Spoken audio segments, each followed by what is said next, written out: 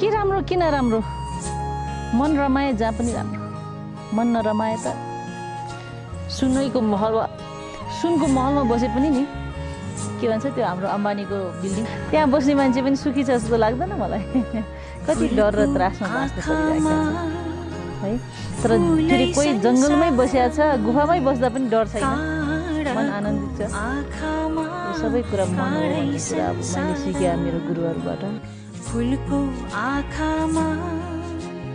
फुलै संसार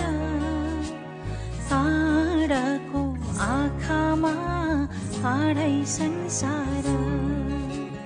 झुल्किन्छ है छाया वस्तु अनुसार काँडाको आँखामा काँडै संसार फुलको आँखामा फुलै संसार